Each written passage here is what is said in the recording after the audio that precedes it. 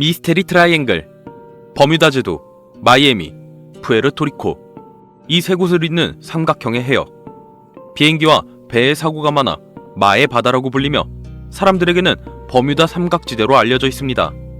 하지만 미스테리 트라이앵글은 바다에만 존재하는 것이 아니었는데요. 육지의 미스터리 트라이앵글로 불리우는 이곳의 이름은 베닝턴 삼각지대.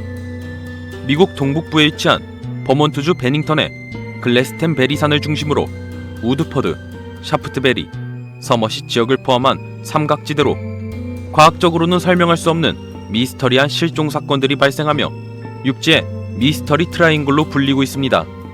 이곳에서 일어난 실종 사건들을 살펴보면 1945년 베테랑 사냥가이드 미디 리버스는 평소와 같이 4명의 사냥꾼을 이끌고 숲으로 들어갔습니다.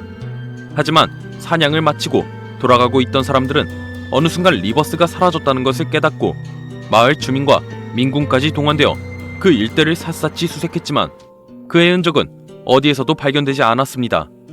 그리고 1년 후 1946년 당시 하이킹을 하기 위해 베닝턴 삼각지대에 온 폴라 웰든 또한 실종이 되었고 대규모 수색을 진행했지만 흔적조차 발견하지 못했는데요.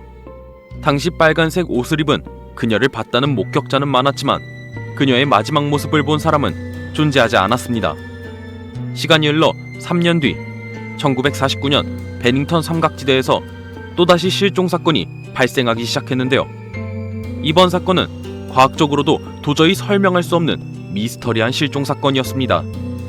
세인트 알반스에서 베닝턴으로 가는 버스에 탑승한 제임스 테드 퍼드가 베닝턴에 도착했을 때 갑자기 사라진 것인데요. 당시 그를 목격한 사람들의 말에 따르면 그는 버스 맨 뒷좌석에 탑승한 상태로 마지막 정거장까지 계속 앉아 있었고 그 누구도 그가 내린 것을 본 적이 없다고 증언하였습니다. 이뿐만 아니라 1950년 당시 8살이었던 소년 폴 제프스는 농장에서 엄마가 돼지를 돌보는 동안 혼자 놀고 있었는데요. 엄마가 일을 마치고 아이를 찾았지만 아이는 흔적도 없이 사라진 상태였다고 합니다.